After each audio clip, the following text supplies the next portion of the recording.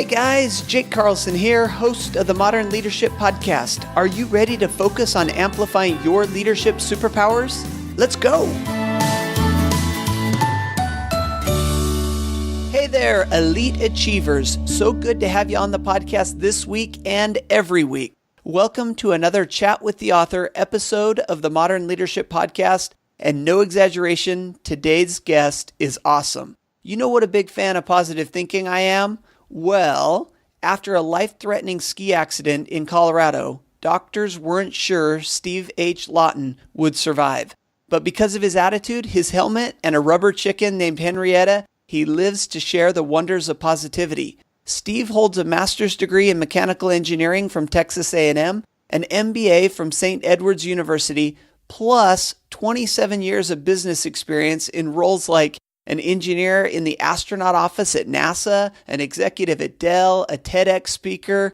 Steve is the author of Head First, A Crash Course in Positivity, a story about how his attitude literally saved his life after the skiing accident, as well as practical advice on how to create a positive mindset, lead with positivity, and achieve better outcomes for individuals and organizations.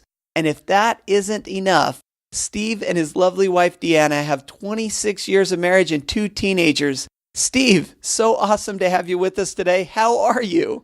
Hey, I'm doing great, Jake. It's great to be here with you today. You know, I'm so excited to have you on the show. When I saw your story, and I mentioned in the intro, I am a huge advocate of this positive thinking. I'm a huge believer in it. When I saw your story and what you overcame, I said, boy, this is somebody that we've got to get on the show. And I'll tell you just a little bit of background. I grew up in Utah, Salt Lake City, and literally at the base of the ski resorts. So I skied every weekend growing up. And of course, these were the days before helmets were common practice. And so your story, it really resonated with me. But I don't think the audience knows your story. So Steve, bring us back to that mountain in Colorado. What happened? How did this change your life? Yeah, sure. So what happened, it was March 9th of 2014, so just over 3 years ago when it happened. I was on a spring break ski trip with the family, my wife and 2 kids and her sister and her family. And it was the second day of the trip, first run of that second day, and I was skiing on a groomed black run with my brother-in-law, and it was a freak accident. I came out of both skis in the center of the run, slid down the run on my back. At the bottom of the run, it's a very steep groomed black run. At the bottom of the run turned. I went straight into a tree head first. I had the Ski Tracks app on my phone, if you're familiar with that records where you are on the mountain. And yeah, I'm not familiar. How does that work? It's basically an app on your phone that connects to the GPS on your phone. And so it just records everything you do. It tells you the runs, your speed, where you are. It's a really pretty cool app. But it recorded the incident, and it said that I was going 45 miles an hour when I hit the tree.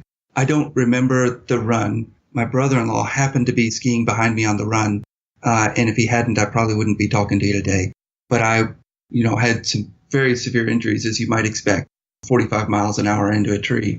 But ski patrol came, took me down the mountain. They did an emergency intubation at the base. They flew me via helicopter to Denver, and they saved my life in Denver. The injuries that I had a severe brain injury, bleeding between the skull and the brain, bleeding inside the brain. I bled into my left eye, so I could no longer see out of my left eye. I damaged the nerve that controls where my eyes point, so my eyes were no longer pointed in the same direction. I collapsed both lungs, broke my sternum. I tore a blood vessel behind my sternum that bled into my heart cavity, so my heart couldn't beat properly. And I broke 11 bones. I broke my sternum in several places, 3 ribs, my left arm, and I broke 6 vertebrae, 2 vertebrae in my neck, and 4 vertebrae in my back. And just to have survived all of that is pretty remarkable. And to recover like I did was I feel like I'm a walking miracle today. Absolutely, you are. And I saw a picture of your helmet. It's lucky that you were wearing your helmet. But as you made this impact with the tree, were you blacked out or were you kind of conscious while all of this was going on? I do not remember hitting the tree. The last thing I remember was probably 5 minutes prior to the accident. So my brother-in-law was there. He said I was unconscious when I was on the tree. I woke up and I was coughing up blood and bleeding profusely out of the back of my head.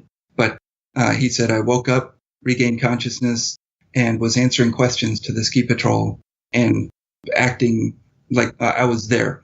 But I don't recall any of that. I recall kind of snippets along those first few days. When does your memory come back? Is it a couple of days later that you start kind of realize where you are? It was kind of slow, and I would say I was sleeping probably most of the time. So maybe that's why there's not much memory. But the things I remember, like I remember waking up in the hospital the next day, and I had woke up, didn't know where I was, and made motions to write because I had a breathing tube in my mouth. I couldn't talk. And I wrote 3 questions to my wife. I wrote, "Where am I?" And she said, "You're in a hospital in Denver." And I said, "What happened?" And she said, "You were in a skiing accident." And I said, "When can I go home?" And I have tubes coming out of me. I mean, barely alive. And she just kind of smiles at me and says, "They're going to keep you here just a little bit and just make sure you're okay." So that was kind of the first memory that I have of the recovery. Oh my goodness. I can't even imagine how scary that must have been for your wife. But it also triggered something. At this point, you're writing down 3 questions. This is kind of your first memory coming back into it. Did that give your wife and maybe the doctors a lot of hope that there was some brain activity that was actually functioning in a very methodical way? Yes, the doctors were thrilled, quite honestly, because they had told her when I got there, the first statement to her was, I was barely alive. I was as sick as I could be and still be alive, and I was going to get worse before I got better, were the words they told her. And they told her if I did survive, said they weren't sure if I was going to ever wake up. If I did wake up, whether I would have, much mental faculty. And if I did, because of all the broken vertebrae, they had no idea if I would ever walk again or what physically I would be like. And so they said, is a severe brain injury, plus because of all the damage to his cardiovascular system, his brain was starved for oxygen during the flight, so he may not ever wake up. So when I woke up and wrote those 3 questions, they were thrilled. And they said, his brain is there. If he can come up with the wherewithal to ask those 3 questions, his brain is in good shape and has come through this largely intact. So it was a huge relief for everybody. We had a long way to go, but that was a big first step. You currently now have teenage kids. They were probably fairly young. They were early teens at this time as well? Yeah, my son was 17 and my daughter 15 at the time. At the time. And they were on this trip with you? Yes, they were on the trip. None of them were on the run. The only person that was on the run with me was my brother-in-law. My son and his cousin, my nephew, were skiing on the terrain park. Peter and I were skiing black runs, and my wife and our daughters were still sleeping. They were going to join us in a couple hours. So my wife joined me at the base of the mountain. Peter called her after ski patrol got me loaded on the sled and said, meet us at the base. And so her sister took the kids out on the mountain. She met me at the base, and then her and Peter followed me to Denver. And she had to make these decisions like, do I have the kids stop skiing, come to Denver? All the life and death decisions for me, medical decisions, keeping everyone informed, staying positive for me, not freaking out when I'm awake.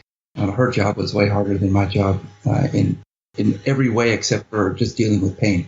Yeah, and in the intro I said, Steve and his lovely wife, Deanna. Now, I've never met your wife before, but I feel like I know her a little bit because as I watched the video and watched the interview, and I just saw a really strong woman who basically had to go through a lot of emotional ups and downs within a short period of time with zero preparation, and at the same time kind of hold together these 2 kids, and you're on this vacation, you're in a place that's maybe not familiar or as familiar to you, and it's just an amazing story.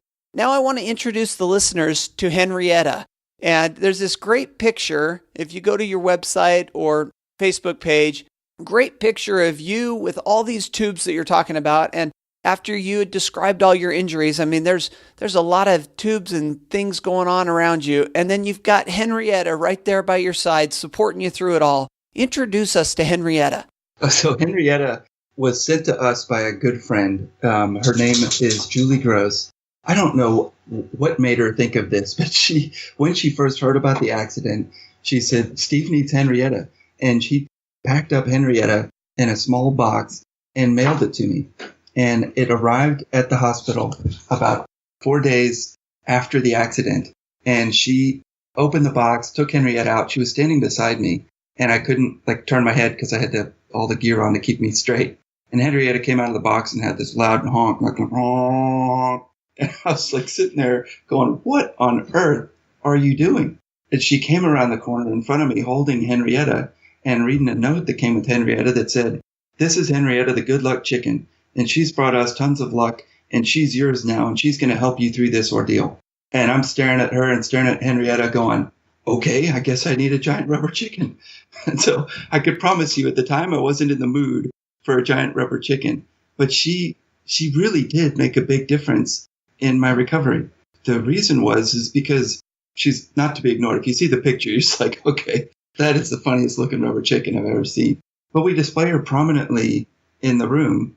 And everybody who came in the room from that point forward, a doctor, nurse, visitor, would stop in their tracks and look at the Henrietta and go, you have a giant rubber chicken in your room. And they'd laugh a little bit. We'd introduce her and smile, and then they'd get on about their business or work. But it changed the whole mood of the room.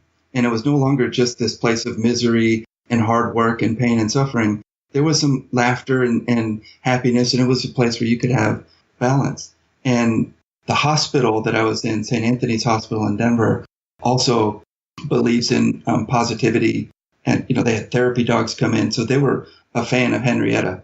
In the middle of the night, Henrietta would go around through the ICU ward and be introduced to other patients, and they'd have fun with her through the night. What a great story. Looking at this picture, and we'll link it up on the show notes for this episode. You got to imagine this. Henrietta is 2.5 feet tall. She's wearing a polka dot bikini. She's a rubber chicken. And you gotta see this picture of Steve with his arm around Henrietta, tubes going everywhere, eyes closed, and you can feel the power of positivity that's working in this instance. And so, Steve, as we go on here and we look at your experience through the hospital, how long were you in the hospital? I was in the hospital in Denver for 3 weeks and in inpatient rehab in Austin for 1 week, and then 3 months at home. I'm doing outpatient rehab. And at the time, that seemed like forever and super slow. And I look back on it now going, man, that was crazy fast given the extent of the injuries that I had. I was so driven to recover. And that's what kind of a big part of the story of the book and the message that I talk about is how important my attitude was in recovery and how my attitude literally did save my life. And if you have a minute, I'd love to share that story of why I say that. Well, absolutely. I think this is a great opportunity to transition and start talking about the book a little bit, but lead us in with that story. Sure. So it was day 6. I had the breathing tube removed because my lungs had healed enough. And the doctors and nurses told me at that time that now my lung healing was going to be up to me and I had to do breathing exercises. The breathing exercises were breathing into a device called a spirometer, measures how much air you take into your lungs. And if you have broken ribs, broken sternum, taking a deep breath hurt. And so I didn't want to do it. And I thought to myself, you know what? My lungs have been healing just fine without doing these breathing exercises. I'm going to just not do them. I'm just going to let my lungs heal on their own. And I received a message from God soon after, that same day. And what I heard was, Steve, if you want to live and see your kids again, you need your lungs. And if you want your lungs, you're going to have to fight for them. And it was gone. And then I knew what it meant. It meant I had to do those breathing exercises. And so from that point forward, you could say, since I believe it was God that told me that I did them religiously, but I did exactly what the doctors and nurses told me. Every hour I would do those breathing exercises. And every time I did them, and I would do them to the best of my ability, really deep breaths, no matter how bad they hurt. 4 or 5 breaths is all it took. And it would expand my lungs a little bit. It would loosen up some of the blood on the bottom of my lungs.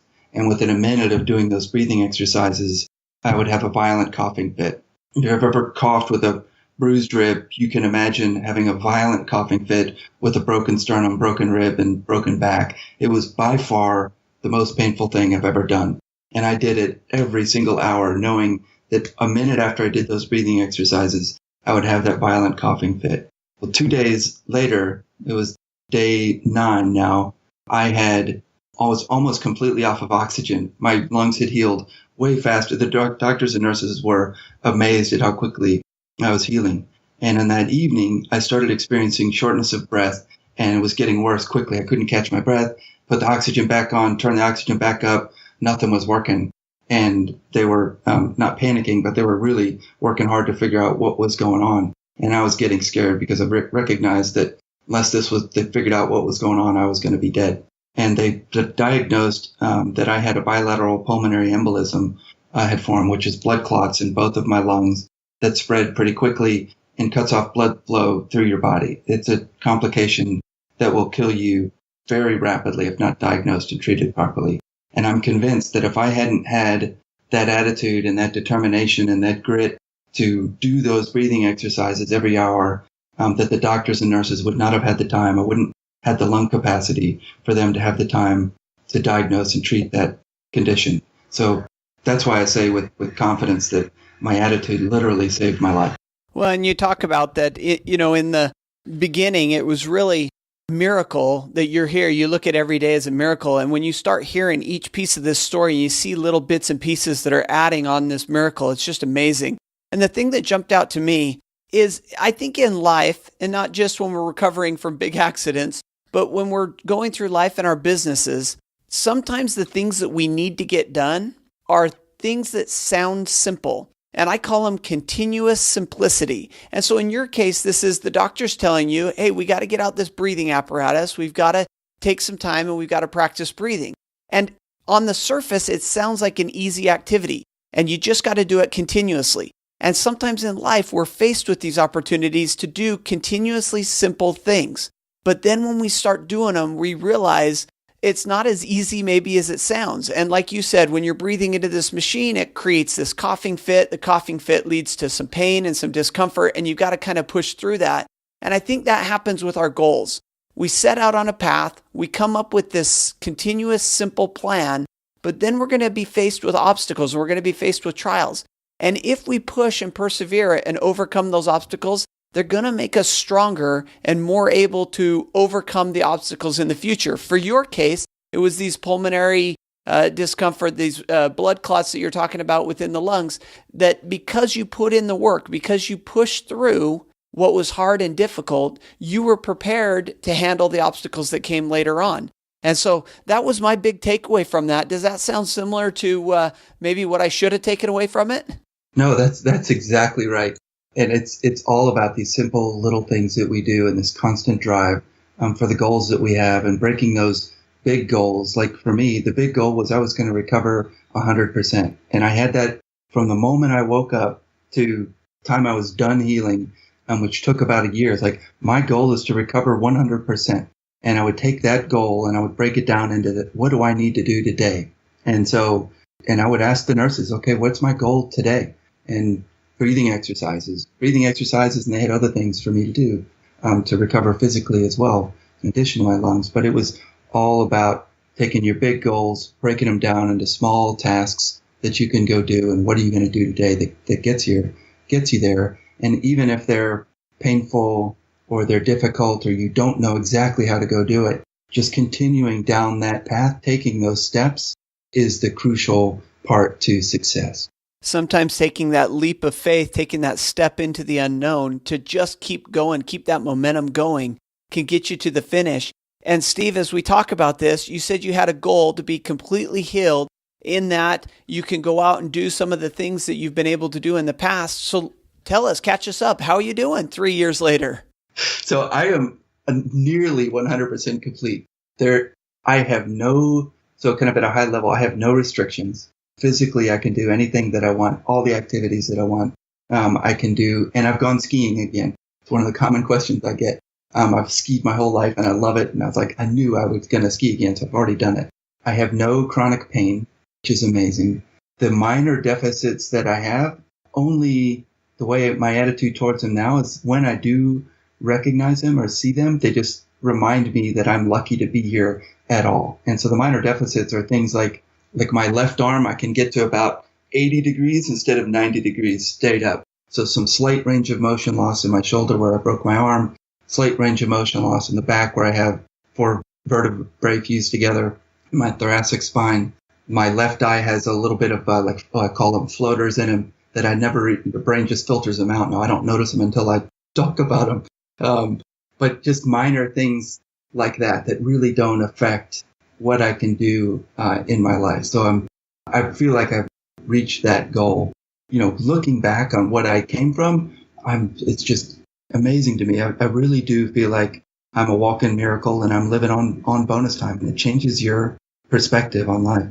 And I've got this quote from you that I want to share here with the audience that I think really says exactly what you just said in your own words, since this is your quote. But it says, allowing negative experiences to teach us something will actually set us up for the successes, victory, and laughter that will come in the future. Experiencing a setback is painful when it happens, but when we overcome it, we become better versions of ourselves. And with that, you've gone on to ski again. I know you do some lacrosse coaching and you've been part of the league in lacrosse. I mean, you're out doing stuff. I can't even imagine the emotional experience that first time back up on the slopes had to have been for you. It was pretty crazy. I didn't appreciate how big a deal it was until I'm standing on the slopes, and it was in Deer Valley in Utah when I went and skied again. So you've probably been there. I have. But I'm standing at the base, and I'm standing there, I put my skis on, and I click the boots in, and I'm staring down at my boots and the skis going, wow, you're really doing this.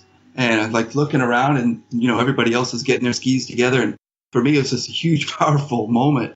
And then I was just by myself, like, man. And so I wound up taking a picture of my skis and my boots just to capture it.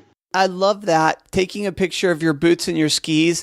And I got to say that when we accomplish our goals, sometimes because our goals are so long-term, in your case, it was a year that you're trying to recover and you're doing all the exercises, you're doing all the physical therapy, you're doing all the things that you need to do, that by the time a year comes, sometimes we become part of our goal, and it's hard to recognize that exact moment when we accomplish it. And that's why I think it's so vitally important that we do things like take that step back and take a picture of our ski boot and skis so that we can really take that moment to celebrate within ourselves the victory of achieving the goal and the power that brings into our lives moving forward. So I really love that.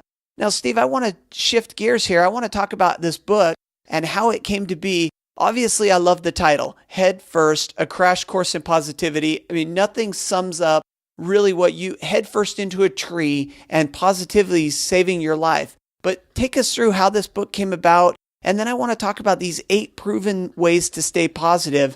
And if you wouldn't mind, run through them with us just a little bit. And then I want to talk about a couple of them. I have a few questions about them.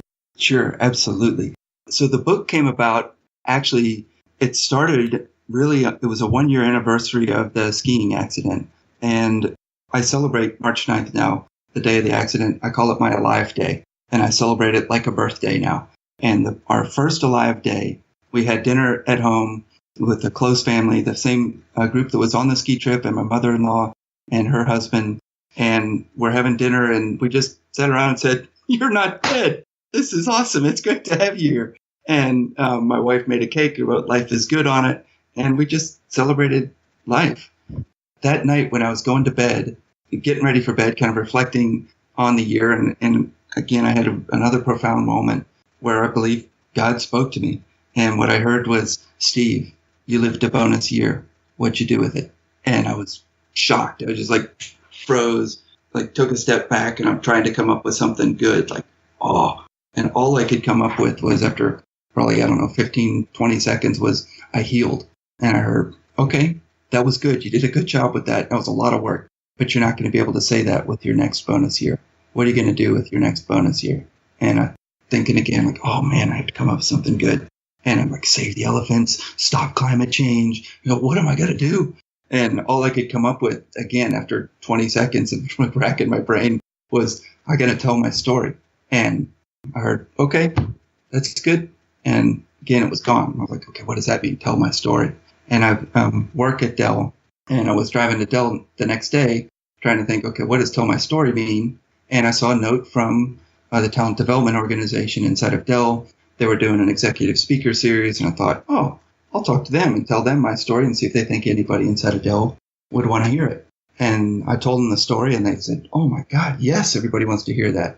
And then I started working on, okay, how does a story about a skiing accident, recovering from a skiing accident, have anything to do with work? And that was when I really put together that it was my attitude that saved my life and how important our attitudes are in getting the outcomes that we want at work and in our lives.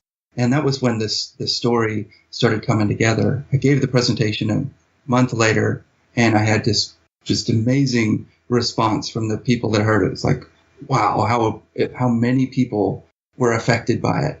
I thought, okay, this is a story worth telling. So I have been telling it ever since. And about 3 months after starting to tell it, continuing to get that feedback, I made the decision to go ahead and just turn it into a book.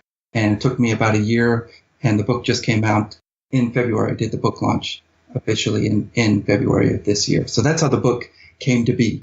Well, and congratulations getting a book out. You know, I've heard it said, the books are not written, books are earned. And you earn a book by having experiences and then taking the time to ponder and reflect upon your experiences and then going out and testing them by talking to other people, sharing your story, talking to the talent agency, getting in front of other members of the Dell community and earning that story. And then when you have that opportunity to sit down, you put it into writing, and that way you can share it to more and more people. And so it sounds to me like you truly earned this book. So now here we are, we have this book. You've got 8 proven ways to stay positive. What are these 8 proven strategies? Yeah, perfect. So the way I structured the book is a story about my recovery in the first 2 years almost.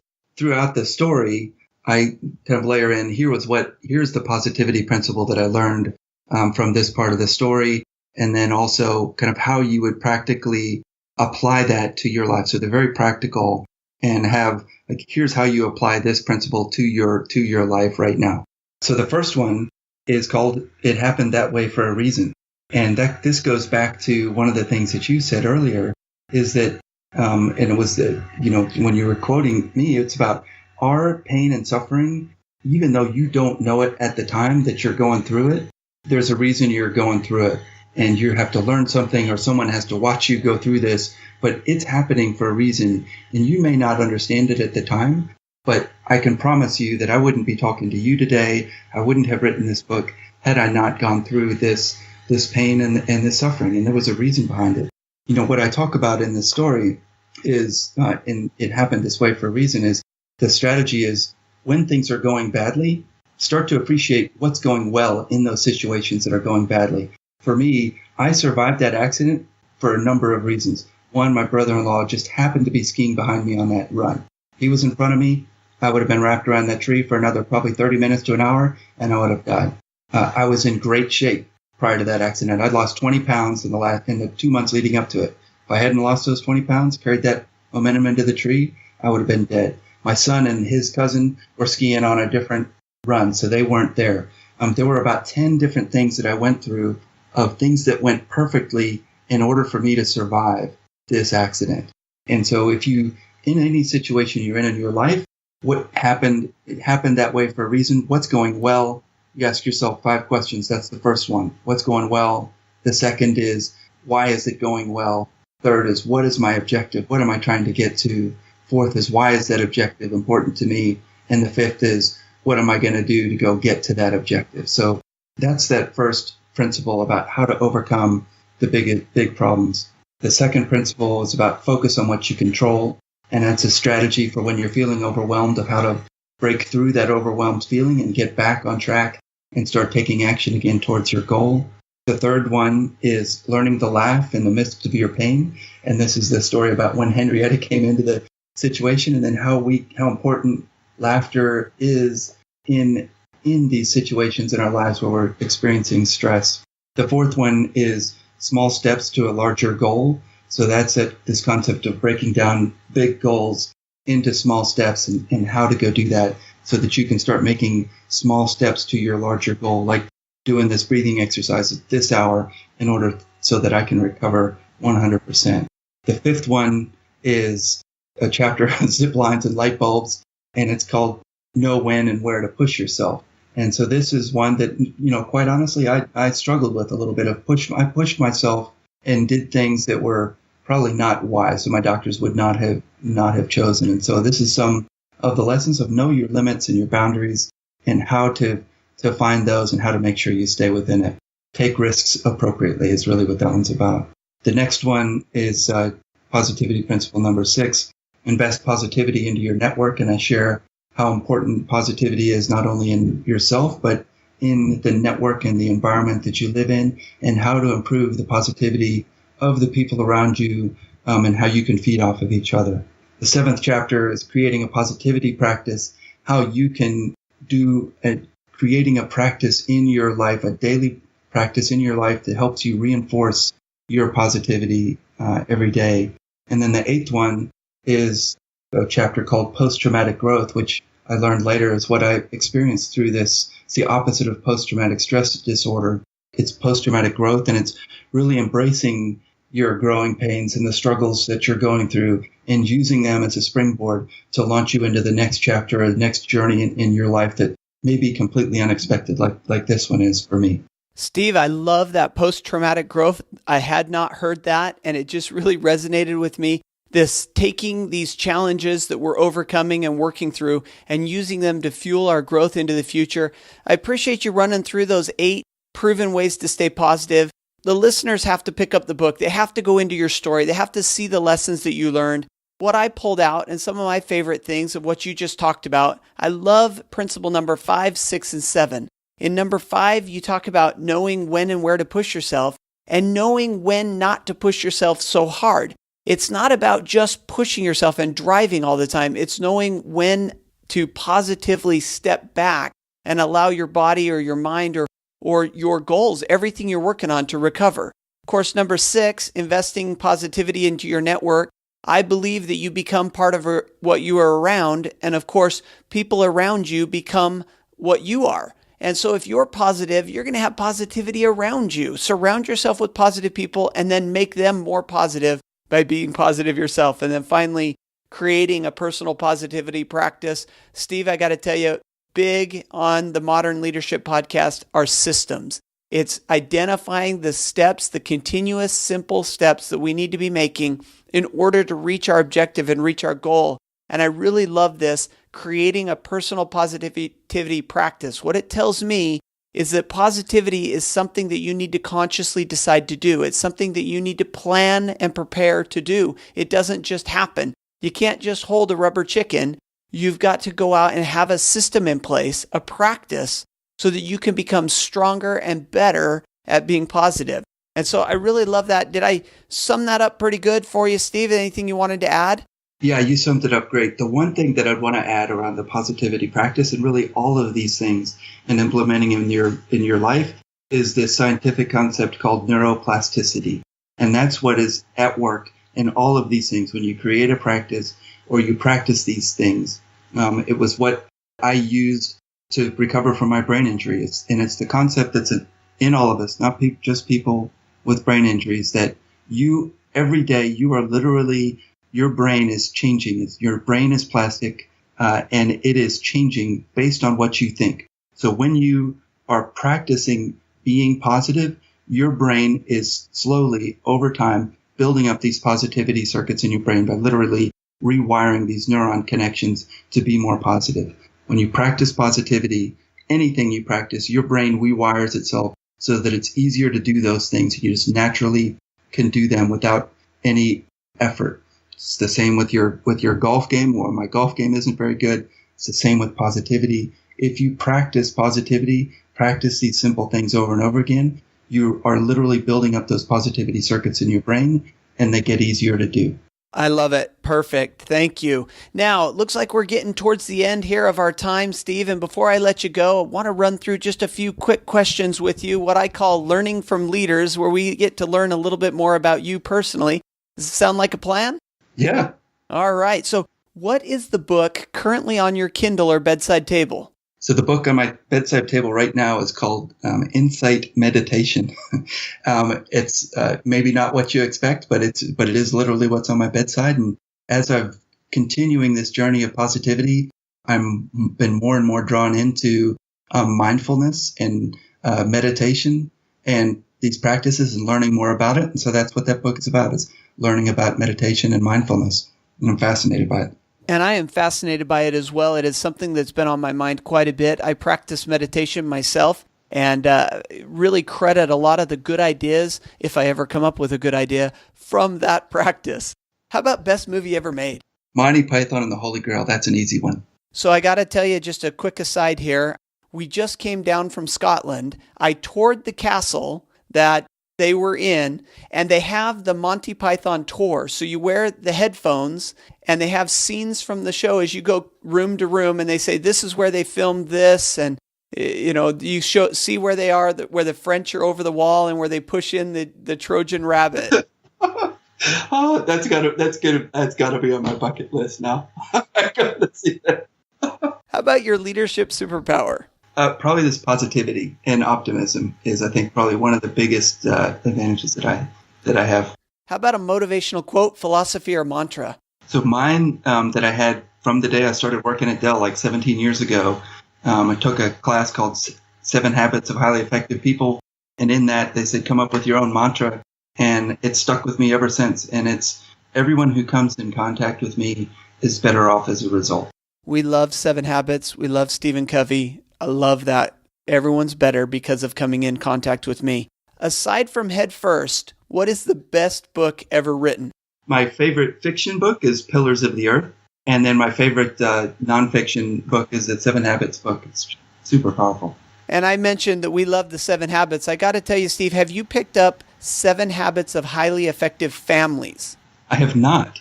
So this is a book that he wrote after the Habits for Highly Effective People. It relates purely to how you work within your family. I was blown away by it. It quickly overtook the 7 Habits of Highly Effective People in my favorite Stephen Covey book. So You may want to check that out. I'll get it. Steve, I cannot thank you enough for sharing your story. It's an absolute miracle that you're able to be with us, that you have such positivity, that you've grown and become such a better person and imparted so much wisdom to us. Before we let you go, is there any last bit of advice you'd like to leave with us? And then how can we get in touch with you, find out about the book, and so on? Yeah, sure. The last bit of advice is there is a ton of science behind the things that we've been talking about today. And I studied it as I was writing the book and learning and recovering myself. I learned a ton about the brain. And the science shows that over and over again how important our attitudes are to the outcomes that we get. And you bring a positive attitude into a situation, you are much more likely to have a positive outcome from that situation. So that's kind of the main thing to take away. How do you get in touch with me? First off, the book, Head First, A Crash Course in Positivity. You can get it on Amazon in Kindle or paperback, or you can order it on paperback through my website. And that's how you get in touch with me, stevhlawton.com. If you want to know how to get started on this journey yourself, I have a positivity quiz on the website that you can take, 16 quick questions, and I've hired Henrietta to analyze your answers to those questions, and she will tell you which of the 8 principles in the book are most appropriate to you and tell you a little bit more about those and how to apply them. So stevhlawton.com/quiz. And we will link that up on the show notes for this episode because I got to go and find out what Henrietta says about what positivity practice would most benefit me. So Steve, thank you so much. Have a great afternoon. I will. You do the same. Enjoy your trip.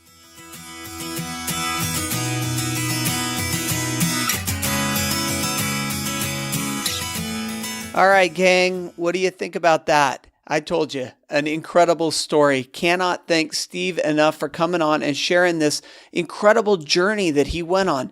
It really resonated with me. I'm a skier. I've been skiing my whole life. Actually, I've skied and snowboarded. I kind of go back and forth depending on how I feel that year. But, I think this could happen to any of us, these kind of experiences. And how many of us would come out of an experience like this with the positivity and the attitude that Steve has? It's amazing, and I really appreciate him sharing it with us. A couple of the key takeaways that I have from this episode that really jumped out to me.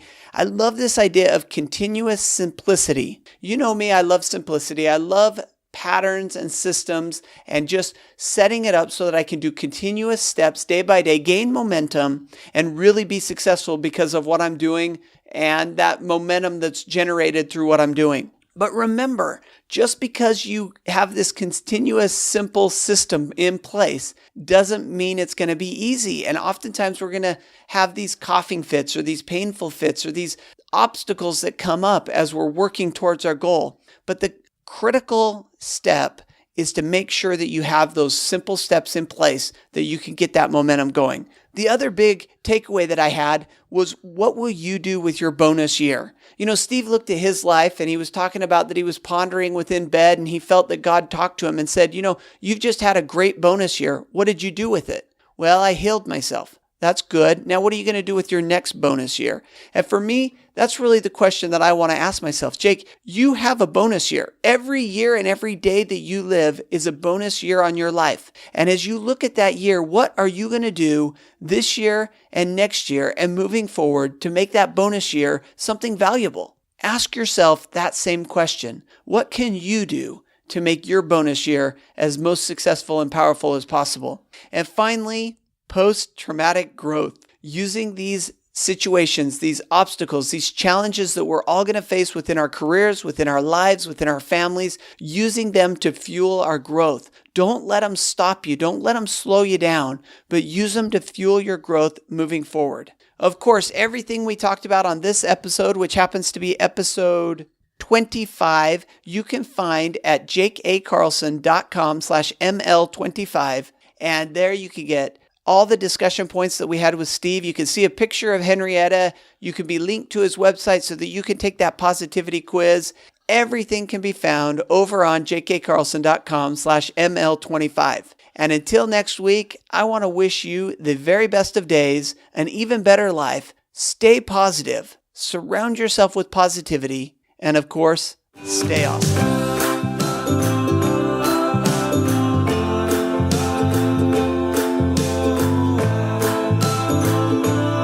Thanks for listening to the Modern Leadership Podcast.